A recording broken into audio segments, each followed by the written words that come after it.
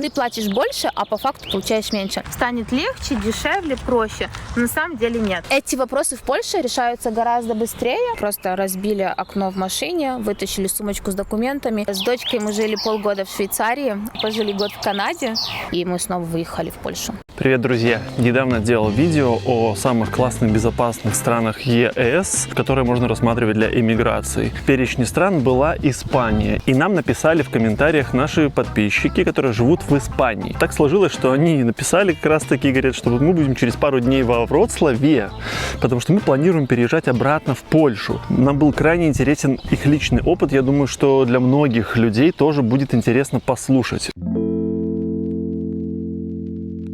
Вероника, давайте начнем сначала. Расскажите, пожалуйста, свой краткий иммиграционный путь, откуда вы родом, как началась история, чтобы понимать порядок событий.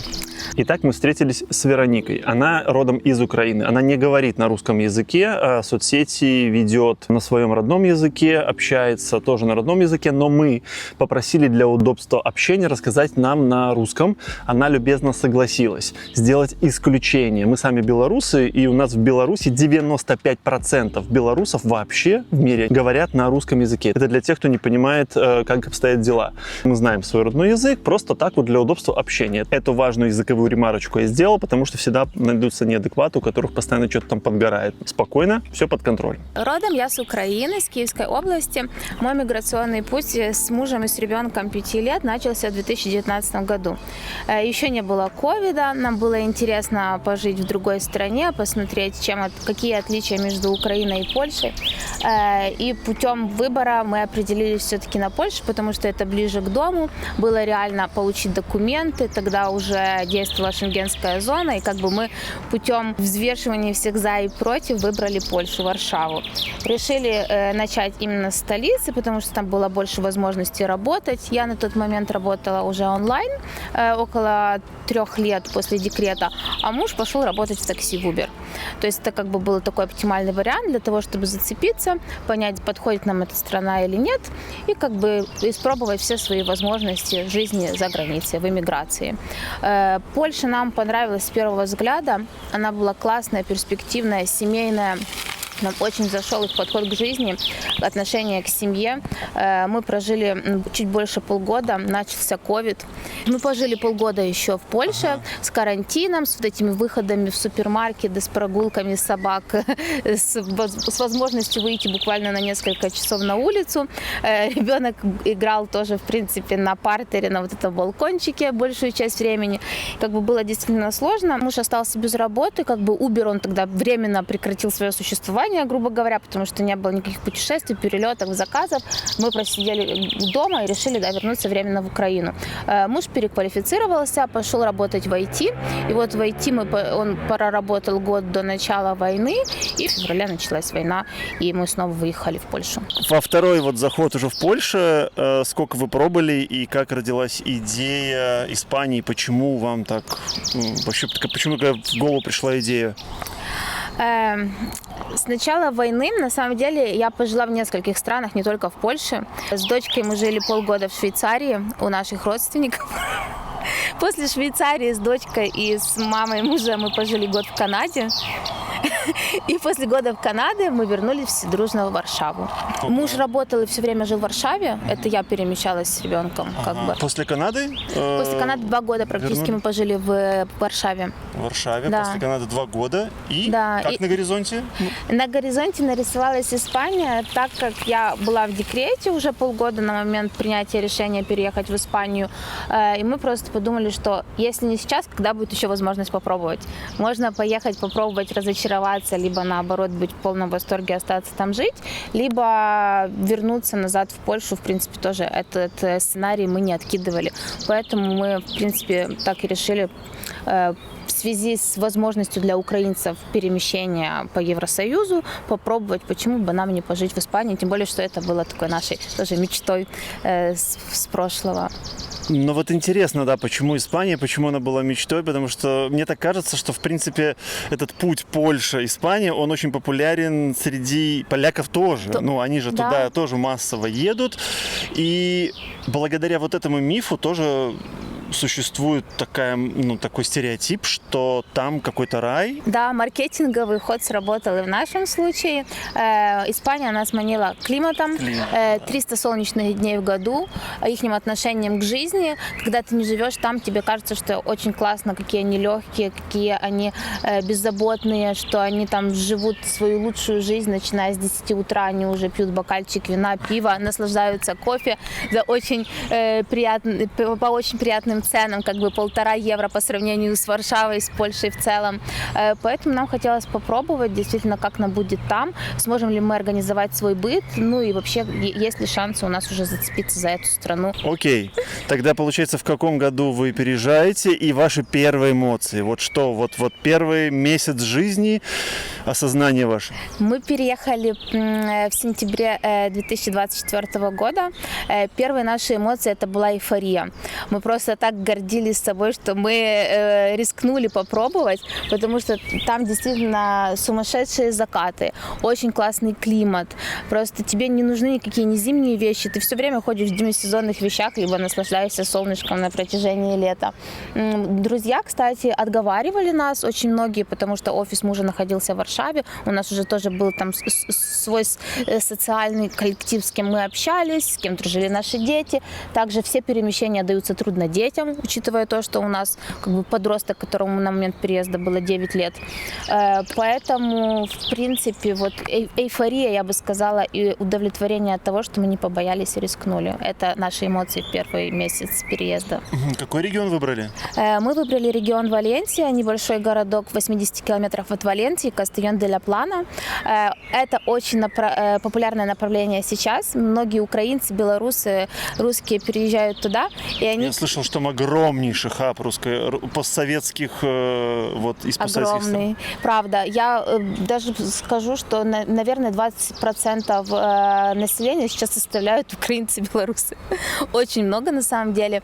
Услышать украинскую и русскую речь возможно везде, в школах, на улицах, в магазинах. Вот действительно наши друзья, украинцы, которые общаются на русском языке, и их дети в школе, они не могут продвинуться в изучении испанского и английского языка, потому что настолько много русскоязычных и украиноязычных детей в обществе, то они просто не могут выучить этот язык на достаточном уровне и перейти уже как бы интегрироваться в испанское общество. Просто свои комьюнити, да, свои комьюнити, да, однозначно в школе это работает так. Мы рассматривали на самом деле Валенсию, мы склонялись более к этому городу, потому что после Варшавы променять как бы мегаполис на городок, в котором 150 тысяч населения, мы понимали, что мы не сможем оценить реально ситуацию, насколько нам комфортно было жить в городе-миллионнике и переехать в такой маленький городок. Но сравнив Валенсию и Кастельон, мы поняли, что Кастельон намного лучше. Это богатый город, в границах которого находится много заводов. Порцеляноса, одни из наибольших керамических заводов, склады Амазона. То есть как бы там достаточно много работы в контексте, если ты едешь без работы, но и в то же время очень много нюансов, что они рассматривают в первую очередь все-таки испанцев, а не иммигрантов. Что с остальными национальностями, которые не европейские, мусульмане? Мы не против ни одной религии, мы просто сравниваем, и нужно понимать, какой процент там иммигрантов из неевропейских и не постсоветских стран. Мусульман, действительно, их много, достаточно много. Есть районы, которые находятся в прибережной территории, там большую часть составляют иммигранты, действительно мусульманы, потому что аренда жилья там дешевле, они находятся на социальных программах, они не работают, не платят налоги, ходят в самые обычные школы, поэтому, в принципе, для них не принципиально именно какой-то престиж, достаток, и достаточно много действительно других рас и религий. Тоже интересный нюанс касательно миграционной политики. Как бы в Польше она более строгая, действительно тяжело получить какие-то документы, чтобы вообще въехать в страну.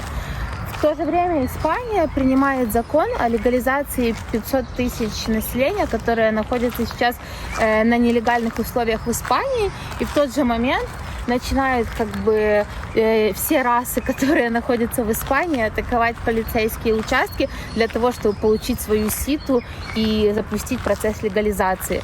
В то же время они не планируют там работать, платить налоги, но будут пребывать легально в этой стране.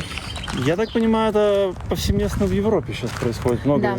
похожие истории в Германии, вот в Великобритании. Германия, Великобритания, Франция, действительно, как бы эта тенденция только прогрессирует. И в этом контексте тоже Польша, как бы она близка нам, что тут есть определенные правила, соблюдая которые ты получаешь легализацию. Да, они непростые, не всегда эта бюрократия тоже понятна нам, но в то же время она работает.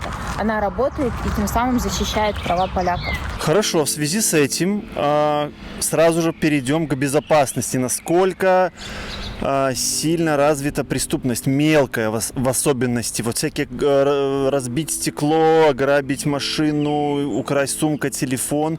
Это такие вот мелкие вещи условно. И до каких-то там грабежей домов, что-нибудь такое. Мы не связываем никакую религию с преступностью, мы просто плавно переходим. Да? Вот как с этим дело обстоит? Преступность действительно развита более, чем в Польше. Именно вот грабежи, мелкий разбой, он действительно присутствует, вплоть до таких ситуаций, как я знаю украинца, у которого просто разбили окно в машине, вытащили сумочку с документами, и как бы была уже проблема восстановления прав и документов. Плюс мы живем в районе полицейского участка, и каждый день мы наблюдаем просто толпы очередей под полицейским участком, которые обращаются С заявлениями, что украли телефон, случился какой-то разбой, нападение.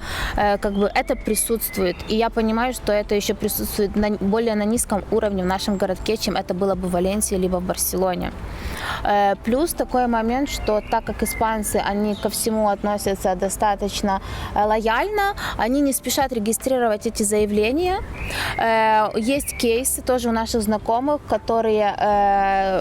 у которых чуть не угнали машину, которая была в аренде. Пришел парень для того, чтобы зарегистрировать это заявление, и ему дали ситу, appointment, прийти через 2 недели. То есть в моменте это не отслеживается, и как бы для них это не составляет такой большой и отсутствие безопасности. Ну, то есть я так понимаю, для них это просто не совсем причина начать, как бы не причина действовать. Не причина действовать, не причина начать расследование, бежать, торопиться, да, и пытаться решить вот эту проблему. Такие моменты, они накапливаются, и действительно вот касательно преступности, я могу с 100% уверенностью сказать, что она гораздо выше, чем в Польше. Ну, в Польше, лично по моим ощущениям, это вообще ультра-мега безопасно. Вот, конечно же, все есть, но так как мы не живем ночной жизнью, у нас семейные, все время щедро выбираем семейные места для жизни, времяпрепровождение суперсемейное, вплоть до того, что я где-то недавно здесь забыл телефон, просто вернулся на скамейке, он лежал. Вот, и я не знаю, в Испании, наверное, такое невозможно. Я не знаю, насколько вот я слышал, что... С телефонами ситуация тоже достаточно интересная, так как там проблема с работой. Туристы тоже есть такой золотой жилкой, и ты не можешь рассчитывать, что если ты отдыхаешь с семьей на пляже, ты можешь всей семьей зайти в море, покупаться, отлучиться от вашего шезлонга, покрывала, потому что действительно кража телефонов тоже присутствует, и она присутствует как бы особенно в туристических больших городах, таких как Барселона, Валенсия. Ну и в нашем городке у нас тоже достаточно хорошая широкая пляжная зона на берегу Коста-Бланки, поэтому, в принципе, вот эти ситуации с кражей телефонов достаточно частые. Это уже такая индустрия, мне кажется. Индустрия. Вот недавно общались со знакомой, и она уточнила, что видела видео на ТикТоке, что как бы приезжие иммигранты между собой, которые зарабатывают таким образом, вот они как бы хвалятся, сколько телефонов у тебя оказалось сегодня после рабочего дня на пляже. Поэтому действительно момент преступности, он присутствует, и тут нужно тоже быть достаточно осторожным. Но полицейские — это очень престижная работа, так как госслужащие, и у них на самом деле достаточно большое количество полицейских. То есть патрульные машины, они ездят, они пытаются мониторить порядок, но просто не всегда получается это сделать качественно и в моменте. Ясно. Я, кстати, видел стереотипные вот эти испанские, ну, часто мемы типа «полицейский наш» и «полицейский испанский», такой, только что с рекламы трусов, такой накачанный, мулат, такой, да, мачо, да. Прикольно. Есть такие, да? Все. 90% полицейских — это именно такие накачанные, ухоженные испанцы, поэтому, в принципе, это не стереотип, это испанская реальность. Прикольно. А что с рынком недвижимости в Испании? Там вот покупать, насколько это выгоднее, невыгодно, что по ценам?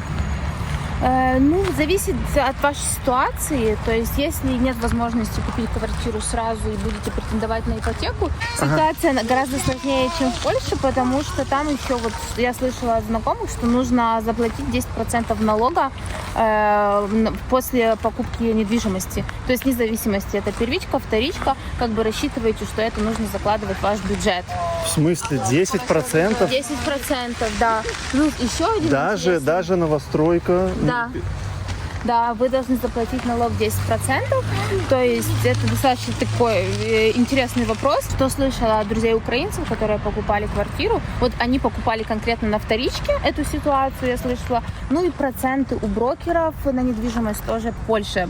Ты брокеру платишь там в среднем, насколько я знаю, 2-3%. То есть в Испании это может быть 5-7%. Это же 10%? На вторичку точно, да? На вторичку, да. Знакомые покупали квартиру, вот, и они платили 10% налога. Это в противовес Польше 2% на вторичку. Да. То есть нифига себе. Даже очень. И касательно процентов, которые ты платишь агенту недвижимости, то есть они там тоже стартуют от 5%.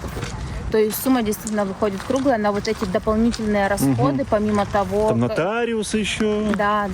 Нотариус, хисторы, как бы это, которые ведут бухгалтерию и оформляют тоже покупку недвижимости. То есть достаточно большие затраты вне того, что вы должны рассчитывать помимо прайса на квартиру. А что по ценам, что по прайсам? Вы сравнивали, нет? Касательно цен, мы сравниваем как бы цены в городе, в котором мы сейчас живем, в Испании, маленький провинциальный городок, 150 тысяч населения. Там квартиры, которые нам нравятся, то есть в новостроях, либо дома от 2010 года, в среднем стоят 250-300 плюс тысяч евро. То есть это такая хорошая уже квартира в городе-миллионнике в Польше. Что с ментальностью? Вот вы приехали, как вам вот эта южная расслабленность, как она вам заходила? Сначала первый год, скорее всего, это положительный отзыв могу дать, потому что они никуда не спешат, они наслаждаются жизнью, и ты можешь заметить, что действительно в кафе вот очень много старичков. Как бы в Украине, в Беларуси я более чем уверена, что бабулька 70 лет, она не будет выходить на чашечку кофе, чтобы пообщаться со своими подружками. То есть они никуда не спешат, они могут себе позволить достаточно хороший уровень пенсии, потому что у них уже все сложилось положительно. У них есть жилье, и они никуда не спешат, дети выросли. Как бы в таком контексте их устав достаточно классно выглядит. Но когда ты стыкаешься с этим в ежедневной рутине, когда у тебя накапливается много вопросов, которые просто не зависят от тебя, их ход решения, и ты начинаешь уже просто нервничать и подмечать вот эти все нюансы, тогда действительно складывается иное мнение. Ну, именно в бытовых вещах, допустим, что-то починить или вот, мне кажется, с бизнесом, да. Я просто понимаю, о чем идет речь. Это, кстати, то, о чем вот мы переписывались, когда вы мне написали вот про реалии Испании, что немножко не такие, но нам многие вопросы знакомы касательно жизни с южанами. Мы прожили вот и с тайцами 4 года, и с балийцами. Это, в принципе, вот плюс-минус, да, южане, они везде южане, азиаты, европейцы, неважно. То есть вот эта вот расслабленность, и она действительно иногда очень круто заходит, и она расслабляет. Вот немножечко плечи так вот выдыхаешь, и как будто бы живешь. Но иногда, когда тебе нужно что-то порешать, ты сталкиваешься вот с такими преградами, да. Спасает то, что сейчас очень много как бы украинцев, белорусов живет в Испании, и они действительно предоставляют очень качественный сервис. То есть, если вы хотите починить машину, сходить к стоматологу, не знаю, закрыть какие-то бытовые вопросы, тоже по тому же медицинскому страхованию, вам проще обратиться к нашим, чтобы они помогли решить эту ситуацию, потому что они выполняют свою работу гораздо лучше, чем испанцы. А касательно бюрократии и решения каких-то таких локальных уже вопросов, это действительно сложно, потому что они никуда не спешат, они не дают тебе никаких гарантий, что они вот дадут тебе решение в определенные сроки. Поэтому вот это, когда накапливается, оно действительно начинает угнетать, тревожить, и ты просто переоцениваешь вот эту маньяну и спокойствие уже в своей повседневной жизни. Это как бы перегиб в любую сторону плохо. Слишком напряженность, как в наших странах, Да. иногда присутствует. Напряженность ради напряженности. Вот типа буду жить жизнь тяжело, потому что не смей типа вот расслабиться. Про бюрократию более подробно. Документы, насколько она там сильна, допустим, в сравнении с той же Польшей. Бюрократия, она существует, наверное, везде, в любой европейской стране, но в Испании она действительно отличается от польской, потому что в Испании все происходит все очень медленно, но для всего нужна сита. То есть без ситы, без аппоинтмента ты просто не можешь решить никакой вопрос. Не сходить в банк, не оформить страховку, не заказать услуги там настройки интернета, домашнего интернета, мобильной связи. Тебе абсолютно для всего нужна сита. Ситу получить очень сложно. Сейчас даже существует такое направление, как ситоловы. Это придумали тоже наши. Они создают ботов для того, чтобы вот получить ситу для того же оформления ТИА, НИА, каких-то локальных документов, медстрахования, страхового полиса, СИПа. И вот такие моменты как бы без ситы ты просто не можешь решить. И иногда просто это доходит до абсурда, потому что ситу ты можешь ждать там до полугода, и тем самым твой вопрос просто становится на стоп. Да, это... Ну, сейчас в Польше, я уверен, что, кстати, могут и написать тоже иммигранты из Польши, что тоже сейчас многие вещи потеряли какие-то определенные очертания сроков, и все откладывается. Мы тоже одна из тех семей, которые вот сейчас в затяжном вот этом кейсе, который уже должен был решиться, но его до сих пор нет, и сроков нет, писем нет, понимания нет, это завтра или через год, этого тоже нет. И ну, здесь, по крайней мере, вот как мне утверждают, я общаюсь, что люди судятся. Я не знаю, вот если там невозможно, да, подать? Там невозможно судиться, невозможно подать никакие иски, потому что они не видят в этом проблемы. Рано или поздно ты получишь эту услугу, как бы они верят в это, и для них не составляет никакой трудности то, что ты ожидаешь, ты зависишь от сроков, ты нервничаешь, ты хочешь понимать, когда ты получишь решение того или иного вопроса. Вот как бы для них это не составляет абсолютно проблемы. Кстати, ребята мне вообще написали еще после того, как увидели мое видео про топ стран Европы для безопасности, где вот переезжать вот на сегодняшний день. И ребят триггернула вещь, что я рассказывал, что в Испании можно 2 года прожить нелегально, и потом вам дадут статус легальности. Я на самом деле это увидел у одной YouTube пары. Да. Они и так прожили. И я поэтому рассказал. Но ребята вот по этому поводу хотели добавить кое-что важное. Да, есть такая штука, это называется легализация по оседлости, но она на самом деле имеет больше минусов, чем бенефитов. Ты можешь прожить на территории Испании 2 года нелегально, но в то же время ты не будешь иметь доступа абсолютно ни к чему. Ни к госмедицине, ни к госшколам. Как бы уровень твоей жизни будет значительно хуже, чем ты приедешь туда и будешь иметь какой-то легальный статус с самого начала. Поэтому как бы легализация по оседлости, она существует, но существует очень много нюансов, которые просто люди не понимают для себя, когда они выбирают этот путь. Ну, так, чтобы подчеркнуть, технически это возможно. Технически это возможно. Многие русские выбирают такой способ, потому что как бы для украинцев существует статус защиты в связи с войной в Украине, а для русских, ну как бы, да, такой сценарий существует, но на самом деле очень много подводных камней с вот этой оседлостью. Плюс могут поменяться правила в процессе, и рассчитывать на то, что вы проживете 2 года и 100% получите документы легализации, то есть на это Никаких гарантий. Никаких гарантий нет.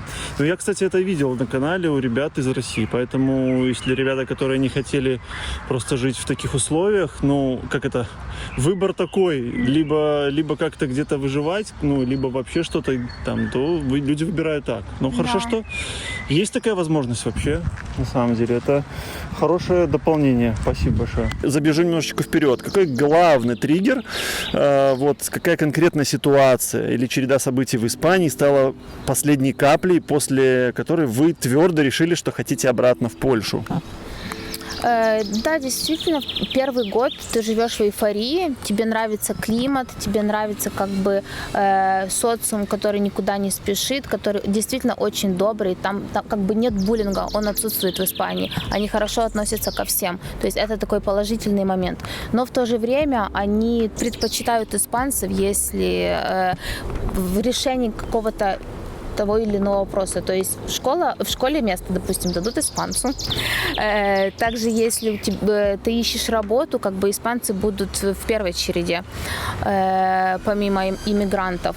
Поэтому вот такие вопросы, они тоже накапливаются.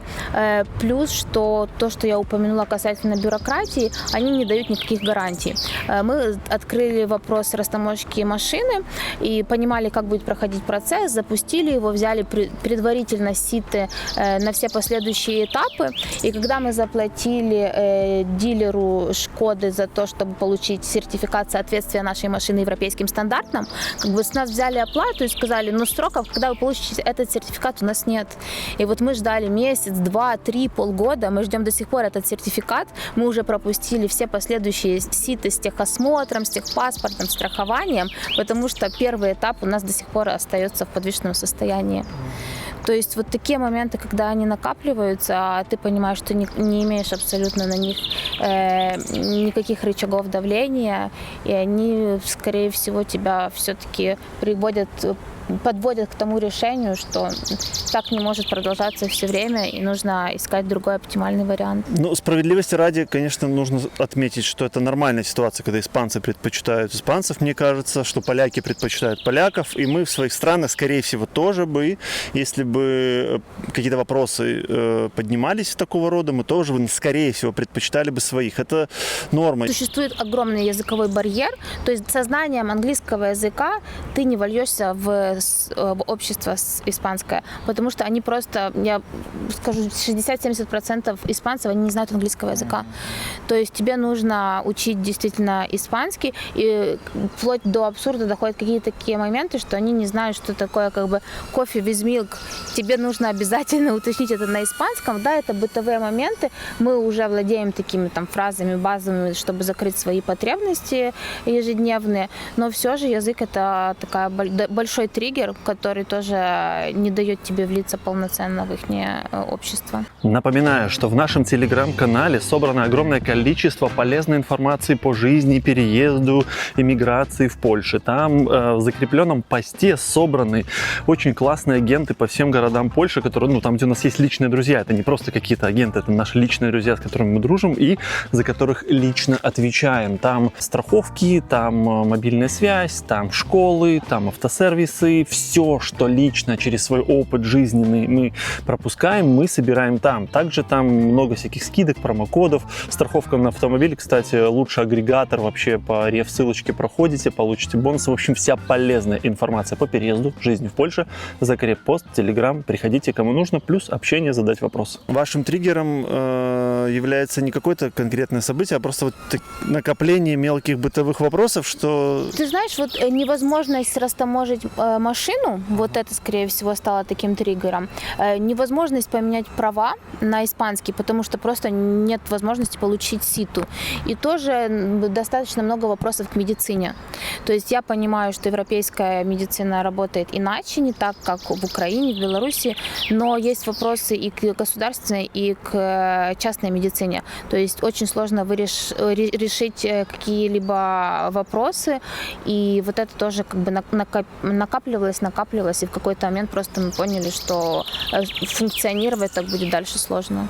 А давай тогда дальше про медицину. Расскажи какой-нибудь конкретный пример, чтобы было понятно, о чем вообще речь, что такого прямо вот неприятного. Касательно медицины, так как у меня 2 детей, у нас, в принципе, нет частной страховки для детей. Знакомые, которые живут более 10 лет в Испании, они посоветовали, что это, в принципе, не такой must-have для детей, потому что педиатр, он закрывает большинство вопросов, и действительно, как бы надобности попадать к узкопрофильным специалистам у детей не так остро чувствуется, как у взрослых. У них нет этой хроники. То есть, если ребенок заболел, ты, в принципе, без проблем можешь попасть к педиатру день в день, либо на следующий день. Также у них работает система ургенции, когда ты там, посидишь 4-8 часов в очереди, но, в принципе, базово твой вопрос начнут решать, ты получишь рецепт на какие-то те или иные лекарства. Но вот была ситуация у дочки, когда нам нужно было обратиться к дерматологу, и я просила именно направление к этому узкопрофильному специалисту. Без направления педиатра она как бы пыталась со своей стороны решить этот вопрос вопрос как можно быстрее и качественней, но мы ходили к ней через 1,5 месяца, через 3 месяца, протокол лечения не действовал, и тут она уже сама посоветовала, да, наверное, единственный выход – это вам обратиться к частному специалисту. То есть вот такие моменты, когда они пытаются оттянуть, не говорят сразу же, что это не в моей компетенции, я не могу помочь тебе с этим вопросом. Они пытаются максимально как бы закрыть вопрос своей точки профессиональной для того, чтобы просто тебе не давать направление к узкому специалисту, потому что ты не попадешь к нему. Еще в переписке вы писали про какие-то вирусы южные, к которым наш организм тотально не привык, да? Не привык, да. Это правда. Там абсолютно другие вирусы, другие инфекции, и иммунитет даже взрослого человека вырабатывается заново.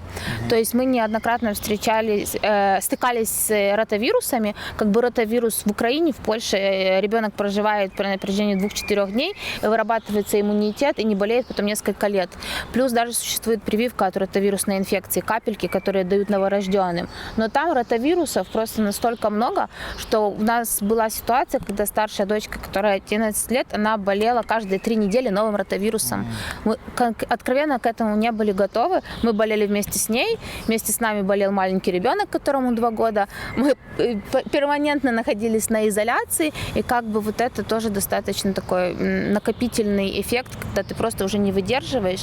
И я знаю ситуации с украинцами другими, которые живут там более 5-10 лет, и они говорят, что да, будьте готовы 2-3 года просто перестроить свой иммунитет. Что-то еще про медицину, что-то добавить такое есть? Добавлю, да. Я пользуюсь услугами как частной, так и государственной медицины, потому что я понимала, что как бы к узким специалистам я не попаду никогда в этой жизни, к государственным специалистам.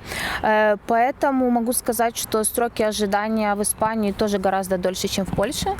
Чтобы получить ситу к дерматологу, гинекологу, нужно ждать от 3 месяцев. То есть даже если у тебя экстренное направление, будь готов к ожиданию 2-3 месяца, и что ты получишь ситу даже не в своем регионе.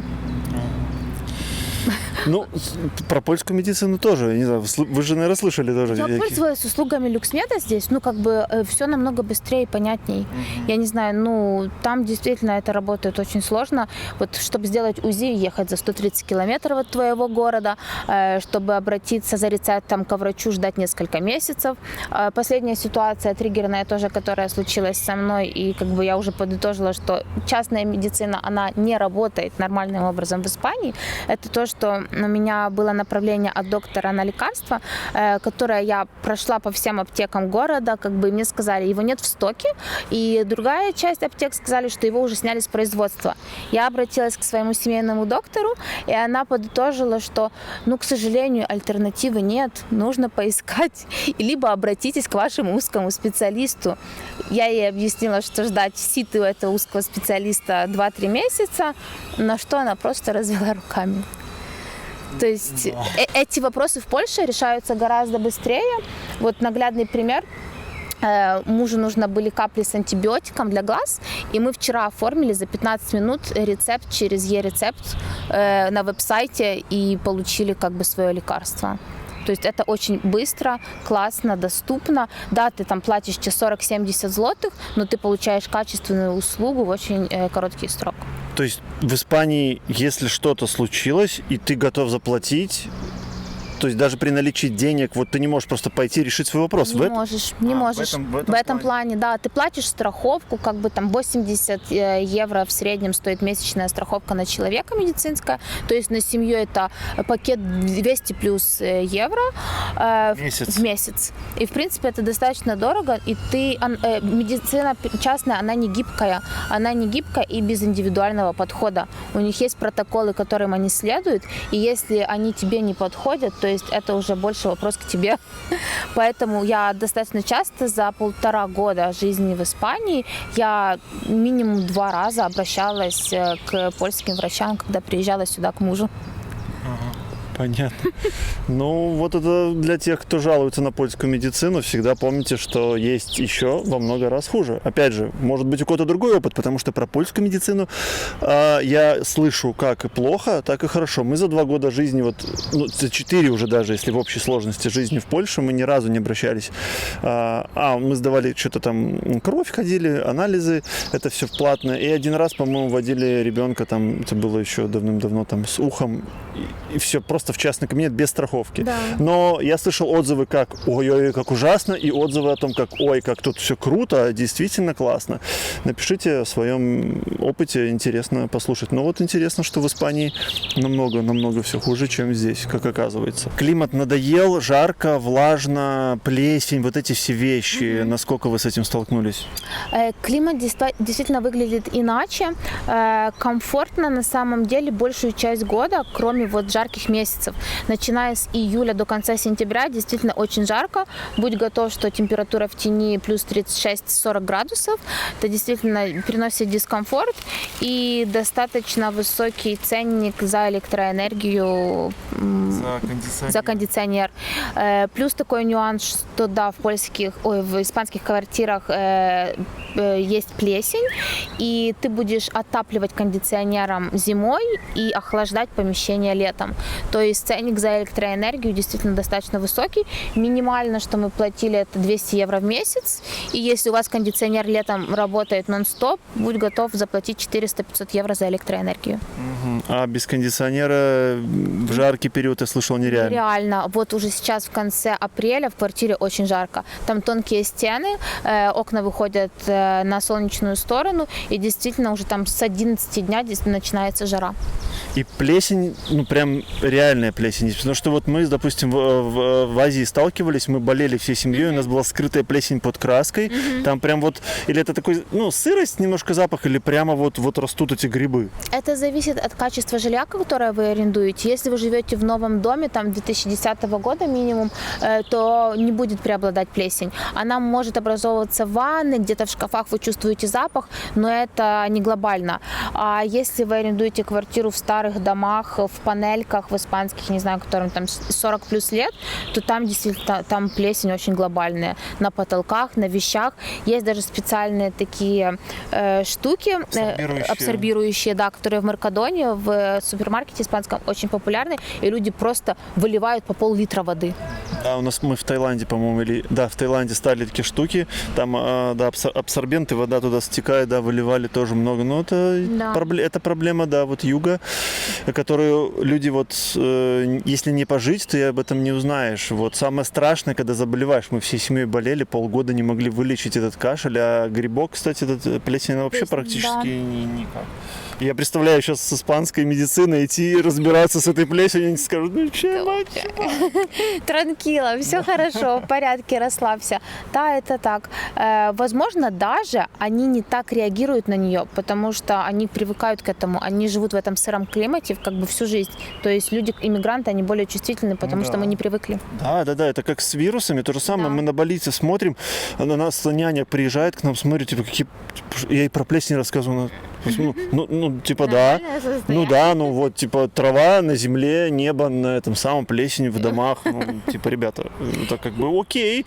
Мы живем так из поколения в поколение, и все правильно. И когда организм уже у тебя на генетическом уровне, то, наверное, они не так восприимчивы к этому. Интересный момент, уже расскажу про климат, адаптацию, почему солнце тоже не всегда большой плюс. Испанцы, они имеют другую структуру кожи, они более привыкшие к солнцу. То есть мы каким SPF мазаться не будем, мы все равно будем сгорать, будем получать пигментацию, родинки. Уже у нас есть шутка даже в семье, что только посмотрел на солнце, уже получил плюс 1 родинку. Поэтому наблюдать за своими родинками, постоянно их исследовать вместе с детскими нюансами, это действительно просто... Прям появилось много родинок? Появились новые родинки, и они начали расти. То есть вот такой момент. Плюс многие девушки страдают от пигментации, потому что солнце настолько активное, что никакой уровень SPF тебя не защитит. Еще про детей, более подробно адаптация, как дети перенесли, как дети пошли в школу же, да, не в садик? Да, в школу. В школе как адаптация, вообще вот эти все вещи?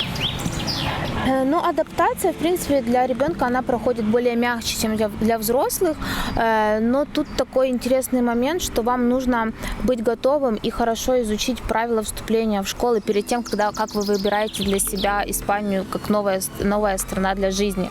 Потому что отбор в школу там начинается в мае, и на протяжении месяца вы должны подать заявку. Это может варьироваться от региона, в котором вы будете проживать.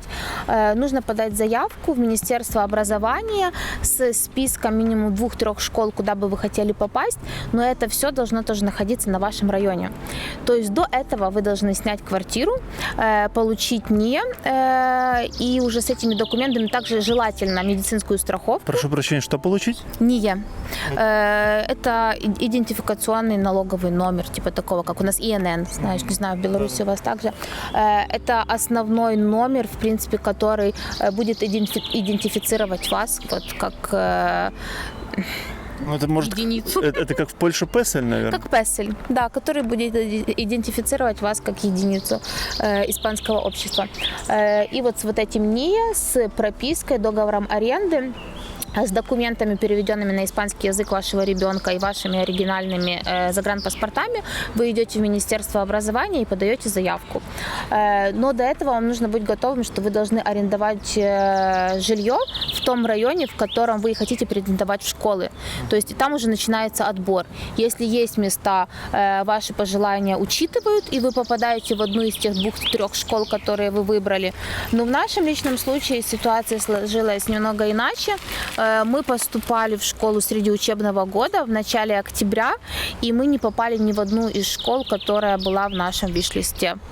Мы попали в школу в Приморском прибрежном районе, в которой были очень негативные отзывы от самих испанцев. Они как бы не хотели отдавать туда своих детей. И у нас была такая ситуация, что через 3 дня нужно принести оригиналы документов и привести ребенка на первый учебный день. Как бы по отзывам от испанцев и от украинцев, которые живут там более 10 лет, мы приняли решение и начали искать другие альтернативы и отдали нашу старшую дочку в английскую школу.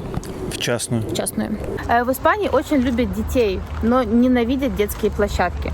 Кстати, у меня на Инстаграме есть рилс на эту тему. Достаточно интересный вопрос. То есть там очень много детей, испанцы их любят, обнимают, целуют, но у них просто нет мест, где проводить время детям. То есть в целом испанские дети играют возле кафе, когда родители пьют пиво, кофе, вино, и они просто бегают, гоняют мяча как бы возле этих кафешек. А как таковых детских площадок там нет.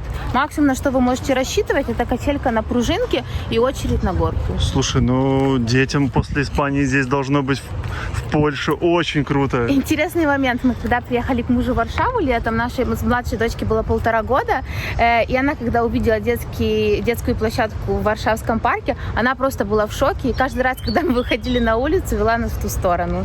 И сколько стоят частные школы, какие расценки? Расценки варьируются от города. В принципе, в нашем маленьком городке месячная оплата в primary school стоит от 1000 евро. Но вот для украинцев существуют сейчас скидки, как бы и школа, она принимает на свое усмотрение там о дисконтной программе для иммигрантов. Да, в принципе, это не только для украинцев, это вообще для тех, кто имеет, там называется статус протекцион, кто получает защиту, кто получает защиту, вот для перемещенных людей со статусом защиты, они имеют определенную дисконтную программу. И большая скидка с 1000 получается? Ну так. Может варьироваться от 25 до 50%. Неплохо. Достаточно неплохо. В принципе, с другими условиями мы и не рассмотрели бы для себя этот вариант. А так как мы понимали, что мы еще не уверены на 100% остаемся там навсегда, либо пересидеть и посмотреть, как нам будет в Испании, поэтому этот вариант действительно оказался для нас наиболее оптимальным. Понятно. А что касательно государственных школ, уровень образования вообще, как о нем судят местные и иммигранты, с кем вот вы общались? Потому что, в Польше тоже много дискуссий, но в целом все считается, что здесь хорошие государственные школы, и есть прям очень хорошие, вот особенно по Вроцлаву, когда уже начинаешь изучать, прям есть люди очень супер довольны. Вот, разные есть, конечно, везде, да, в каждой стране. Вот в общем, как там образование? Уровень гособразования на самом деле тоже варьируется от того, какой район, какой рейтинг школы. То есть школы с очень хорошим рейтингом, в которую попасть, в принципе, шансы невелики, они тоже достаточно с хорошими отзывами и уровнем образования касательно даже поступлению уже в университеты после этих школ.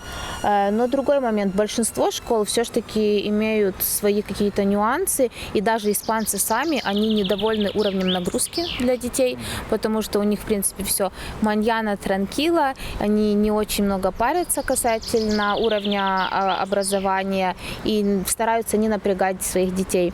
Такой интересный кейс тоже, который мы подметили, что испанские учителя, они никогда не будут говорить плохо о ваших детях, они не будут даже говорить о каких-то нюансах, проблемах, которые нужно подтянуть на протяжении учебного года. Но в конце года вы можете столкнуться с тем, что ваш ребенок остается на следующий год в этом же классе, потому что уровень знаний не соответствует переходу к следующему классу, этапу. То есть они просто тебе факт вываливают. Ваш ребенок не сдал, да. там, не проходит. В смысле, а целый год было окей. Да, я не получала никаких замечаний, никаких негативных отзывов. И это достаточно частая ситуация в связи с языковым барьером, ну и в целом адаптационным периодом для вашего ребенка. Вообще, мне кажется, это общий мировой тренд. Сейчас государственное образование по всему миру снижает планку, потому что, мы догадываемся для чего. Потому что, какому государству нужны прям сверхумные... Квалифицированные. Да. То есть, это может быть из теории заговора, но, опять же, каждый мыслит по-своему, да, каждый смотрит на эту вещь. Я такую тенденцию, общаемся с друзьями с разных стран, все говорят плюс-минус одно и то же, что если ты хочешь, чтобы твой ребенок прям окей вообще развивался, супер классно, то ты по-любому должен вкладываться в репетиторов, нанимать и так далее. Репетиторы, кружки, да, и позаклассное образование, да, есть такая тенденция. Почему еще в своем случае мы выбрали английскую школу? Потому что мы понимали, что мы не знаем на 100%, на какой период мы остаемся в Испании. Потому что в Испании обучение все происходит в школе, в государстве на региональном языке. Допустим, в нашем регионе, в Валенсии, это региональный язык валенсиано. Это именно не диалект, это язык, который более похож на французский, микс французского и испанского, и 100% обучения происходит именно на валенсиано. Это не испанский язык? Это не испанский, это региональный язык, который понадобится вашему ребенку исключительно в регионе Валенсии. То есть, если даже будет поступать ваша дочка в Барселону, то есть там уже каталанский язык. Каталанский в каждом регионе. В каждом регионе есть свой язык. То есть, если вы понимаете, что вы не на 100% остаетесь в Испании, вот этот мостик действительно английского языка, который понадобится в любом случае вашему ребенку в будущем, это и есть таким тоже бустом, который вы можете использовать на старте. Так, $500 за школу. Тогда возвращаемся. Как там зарабатывать деньги, чтобы платить за школу платную? И вообще, да, что с трудоустройством, что с рынком труда? Вот это самая больная тема, я так понимаю. Подходим к ней плавненько. Да. Также такой нюанс, что если вы приняли для себя решение переезжать в Испанию, вы уже должны на этот момент понимать, как вы будете зарабатывать деньги. То есть надеяться на то, что вы приедете и найдете там работу, чтобы покрыть свои базовые потребы, это не работает так с Испанией, потому что средний уровень дохода там, в принципе, как плюс-минус, как и в всех европейских странах, но вам нужно учитывать, что аренда будет забирать минимум 70-80% этого минимального дохода, потому что минимальная зарплата в Испании, насколько я знаю, варьируется где-то в районе 1200-1300 евро. Всего лишь? Да, и будь готов, что аренда будет у тебя от 800 евро. Поэтому, в принципе, если ты не работаешь в IT, у тебя нет удаленного бизнеса, тебе будет очень сложно покрывать свои базовые потребности. Кстати, цифры очень похожи на польские. И, что с зарплатой плюс-минус, я не говорю, что это прямо калька, но похожие цифры. Я почему-то так стереотипно мыслил, что в Испании и вообще в Европе там будет, ну, что-то хотя бы там 2500 плюс. Нет. Плюс это я назвала стоимость средней аренды в маленьком городке. То есть в Валенсии, в Барселоне, в Мадриде это аренда X2 минимум. То есть иногда, если ты рассчитываешь, что ты будешь работать на локальном рынке, тебе не будет хватать твоей зарплаты даже для того, чтобы покрыть аренду. Ну и зарплата же выше. Нет. Как бы, зарплаты невысокие в Испании, они на одном уровне между разными регионами. А у местных также?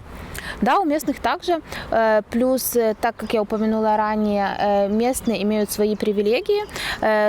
Например, для неквалифицированной легкой работы, такой как кассир в супермаркете, они имеют квоту на места именно для испанцев.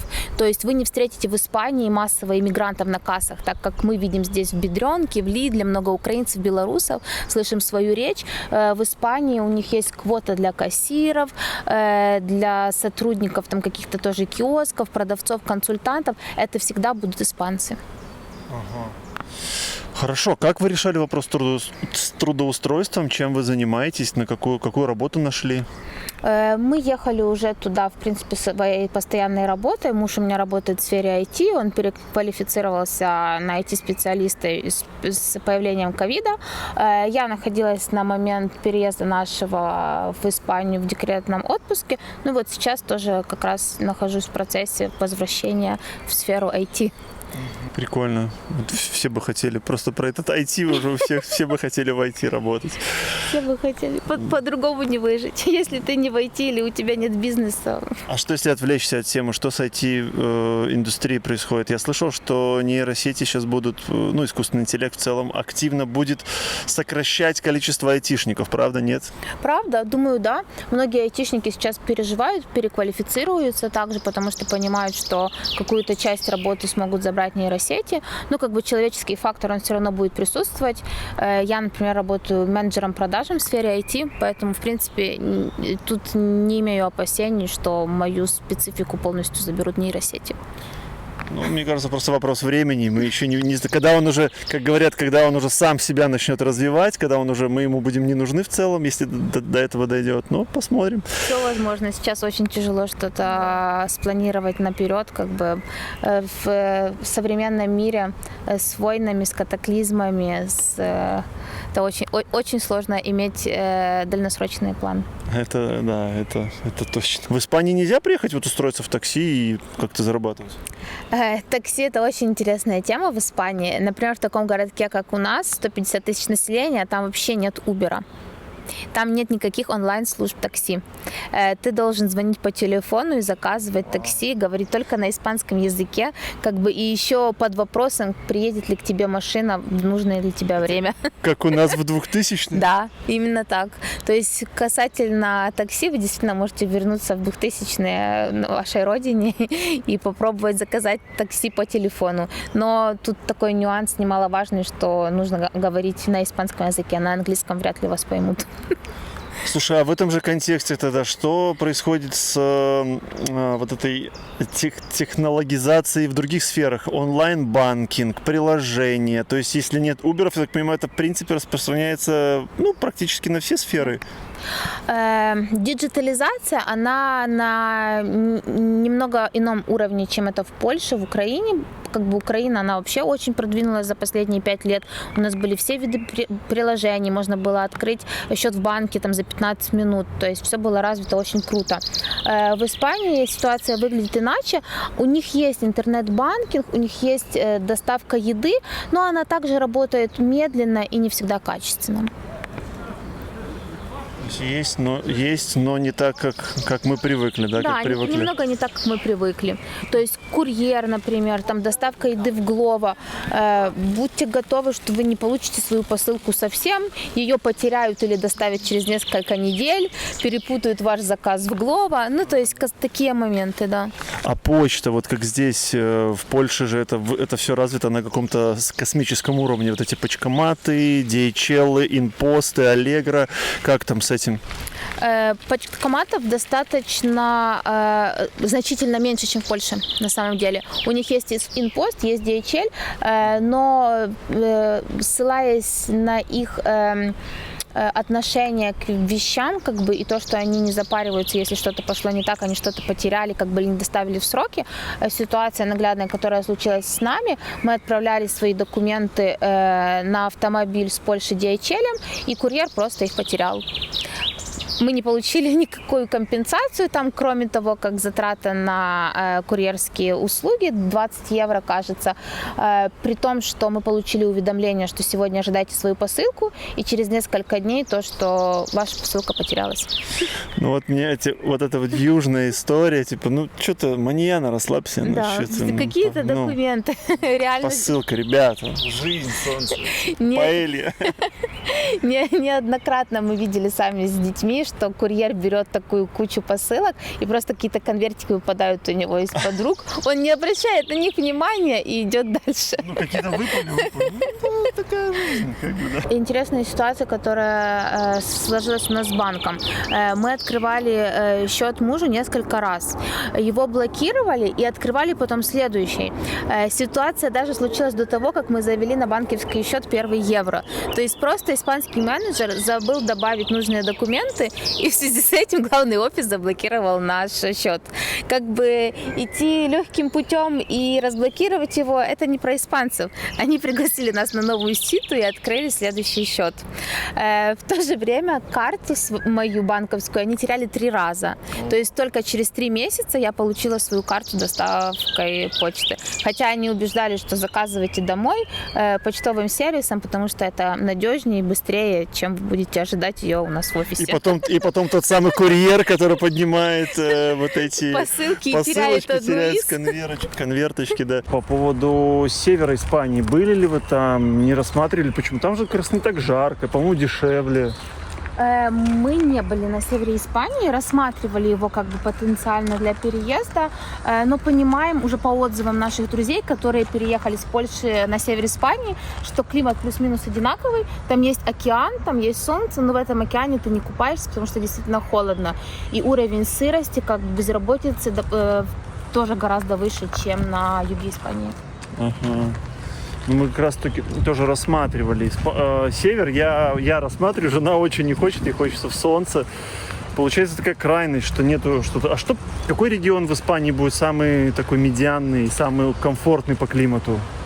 По климату самый комфортный — это Валенсия. Потому что у нас нет сумасшедшей жары, как бы зимой средняя температура днем плюс 15, ночью там плюс 5, плюс 7. То есть вы все время как бы носите максимум демисезонную одежду. И летом буквально таких катастрофически жарких месяцев буквально 2-3. То есть остальную часть времени, вы действительно кайфуете от солнышка, в принципе, и от привилегий климата. Я слышал, что в Испании большой разрыв между простыми людьми и чиновниками, что у них там какие-то бешеные зарплаты и что-то такое. Да, я верю, что у чиновников бешеные зарплаты, и у них действительно госслужба, она очень популярна, и это просто передается из поколения в поколение. То есть, если у тебя папа полицейский, то, скорее всего, и ты будешь полицейским. Такая же ситуация и с госчинами. Действительно, очень большой разрыв в дифференциации социума. То есть, как бы в частной школе учатся, понятное дело, дети с семей с высоким уровнем достатка. Там есть и 3, и 4 ребенка в семье. Они ездят на очень крутых машинах, могут себе позволить классный уровень жизни в Испании. Но и также большинство детей живут за гранью бедности. И на самом деле даже вот социальные выплаты, такие как 800+ в Польше, она теоретически существует, эта выплата в Испании, 200 евро, но она до сих пор не принята на государственном уровне. То есть как бы миф про то, что она должна быть, она существует, но по факту этих выплат нет. Вот эти все сладкие места, они там как бы, да, приватизированы, как это, оккупированы вот эти... Да, оккупированы на долгие лета, да, это именно так и выглядит. И как, кстати, народ? Там нет каких-то волнений, что-то вот, чтобы как-то народ против этого? Взбунтовался. Нет, такого нет. Они не переживают, они как бы довольны тем, что у них есть. То есть они не стремятся к большему. Если наши люди, которые эмигрируют, они стараются найти какие-то дополнительные сферы для заработка, как бы улучшить свой уровень жизни, то испанцы, они абсолютно не переживают. Они работают на минимальную зарплату, они имеют там квартиру, которая досталась им от бабушки, дедушки. То есть они абсолютно не парятся касательно уровня дохода и вообще куда бы пойти, чтобы больше заработать. То есть они не обременены, да, вот гнаться за чем-то лучшим, а просто наслаждаются жизнью. Они просто довольствуются тем, что у них есть, и наслаждаются жизнью. Никуда не спешат, да, как бы и получают максимум от жизни. Поэтому у них, в принципе, и очень часто фиесты, праздники, как бы раз в месяц у них государственные выходные.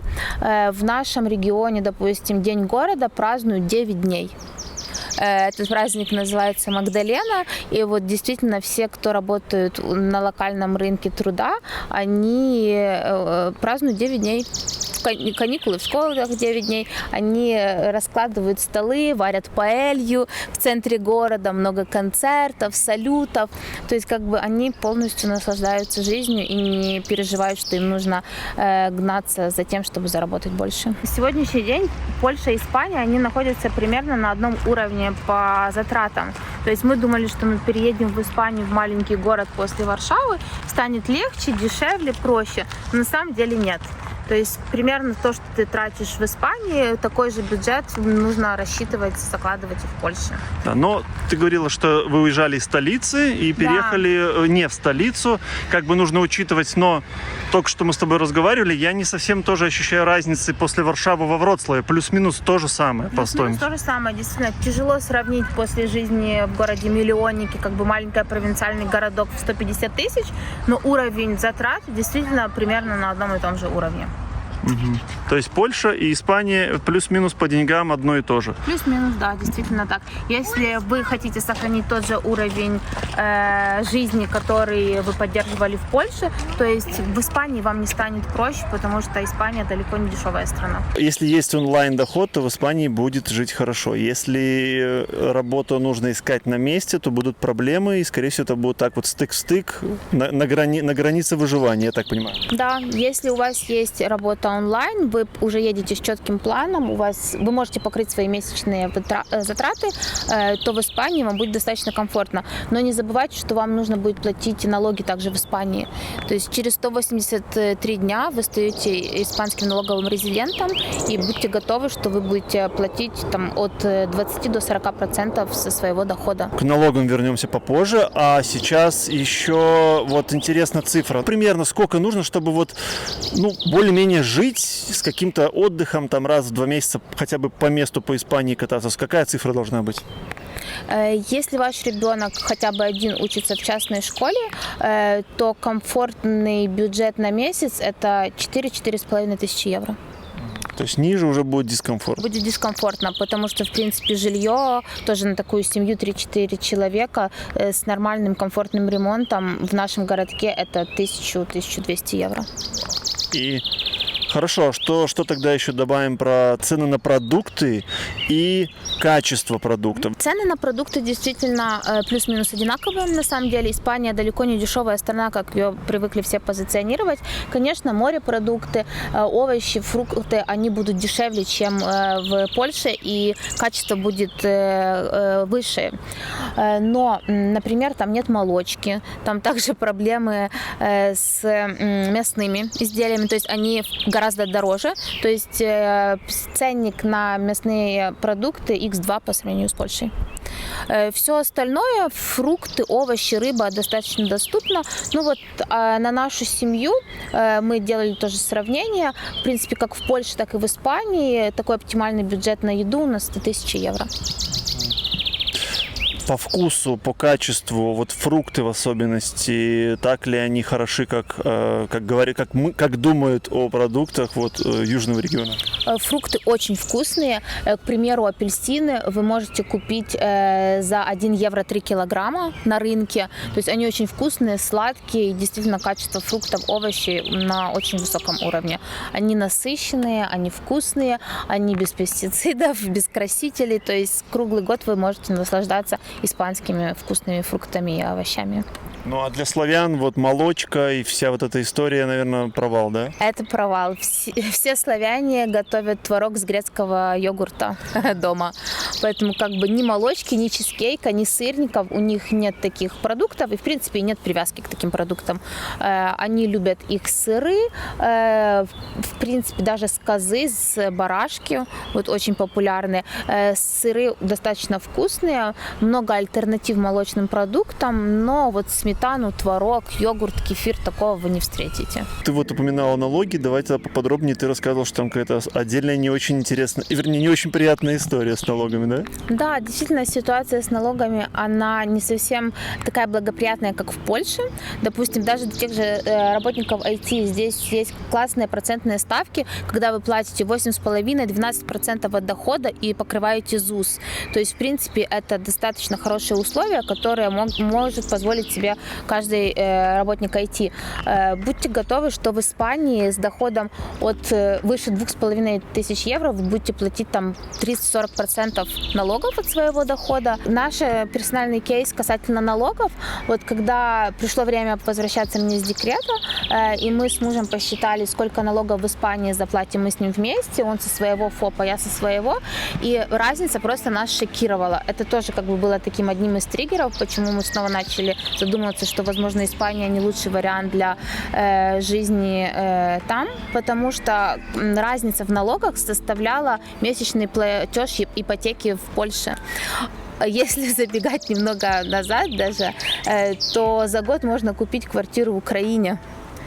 Однокомнатную квартиру в Украине просто на разнице между налогами на польском и на испанском рынке. Там очень сложно увидеть, куда идут эти налоги. То есть как бы качество дорог, социальное страхование, оно на ниже уровне, чем в Польше. Дороги плохие? Ты платишь больше, а по факту получаешь меньше. Качество дорог немного отличается от польских, потому что там жара большая, и как бы из-за этих перепадов есть свои нюансы. Тоже появляются ямы, как бы и после грузовиков, вот этих внедорожников тоже есть свои нюансы. Вообще говорят, да, Испания такая немножко пошарпанная, пыльная, вся грязная. Как с этим делом? Зависит тоже от города. В больших городах, в каких-то показательных местах они выглядят классно, ухоженно, но действительно большая часть Испании выглядит гораздо беднее, чем Польша, как бы, и тут очень большой контраст. По уровню заведений, сервиса, кафе, рестораны, кофейни, на каком там уровне? То есть есть что-то такое вот современное, contemporary, светлое? Сервис — это не про Испанию на самом деле. Если вы зашли в какое-то классное кафе, где вы можете заказать flat white капучино, это однозначно бизнес наших ребят. Как бы локальные места у них с обычным кофе, у них существует 2 вида кофе: эспрессо и кофе с молоком. Но оно достаточно доступное. То есть в Польше, если там за капучино вы платите 4-5 евро в среднем, то в Испании чашка кофе с молоком стоит евро 50, максимум 2. Но и, соответственно, качество, как бы вкусовые уже. Я думаю, что это вряд ли кофе из машины. Это, наверное, как вот в Америке у них такие это кофе из машины. Из машины. Из машины, да. Прямо его делают? Да, кофе очень дешевый. Единственные моменты, которые очень дешевые в Испании, это пиво и кофе. Что, для маньяны все, что нужно для маньяна. Что нужно, да. Какое-то складывается впечатление, что большинство негативного опыта все равно фундаментируется в том или ином виде на вот этой сверхрасслабленности. Да, то есть это и их плюс, потому что они не нервничают, они не спешат, они не переживают. Но это большой минус для нас, потому что у нас иной и менталитет, и мы просто как бы не можем закрывать глаза на такие ситуации. Мы, если платим, мы хотим получить свой сервис, услугу в определенный срок, либо когда идут такие ситуации внепланово, это тоже нас триггерит как бы и заставляет задуматься, а подходит ли нам здесь и действительно ли это самое то идеальное место. Местных самих эта история, ну, никак не напрягает. То есть они как не получают сервис, так они с обеих сторон такая расслабленность. Да, их это не смущает, как бы это их ритм жизни привычный. Они живут таким образом из поколения в поколение. То есть если что-то пошло не так, ничего, я сделаю это повторно. Если они не получили услугу в определенный срок, ну ничего, подожду еще. То есть для них это абсолютно нормальный темп. Даже если тебе звонит курьер, и ты говоришь, там, меня нет дома, он тебе скажет маньяна завтра, но эта маньяна может наступить и через неделю. То есть маньяна — это такой общий термин, который имеет в виду как завтра, так и послезавтра, и ближайшее будущее. Ого, прям нас, ну, блин, это, я говорю, я узнаю это тоже в южанах. А вот вы общались с ребятами, допустим, окружение у вас тоже, наверное, из Украины, Да, с белорусами. много ребят из Украины, с Беларуси. И были люди, которых вот не смущают все эти моменты, которые прямо встроились в эту систему и живут как рыба в воде?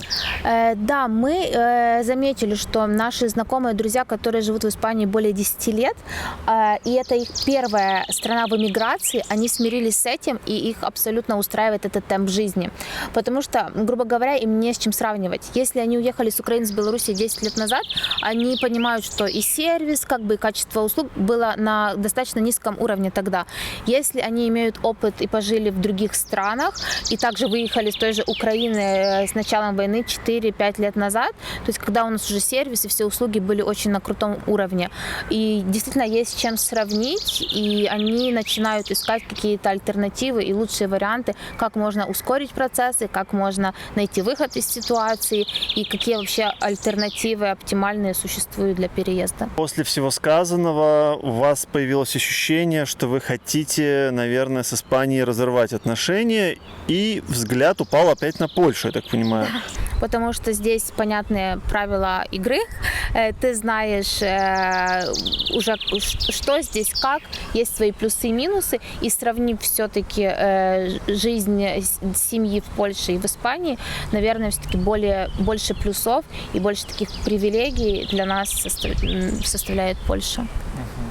И почему именно Вроцлав? Вот вы приезжаете сегодня, смотрите районы, почему именно Вроцлав? Не Варшава, не Краков?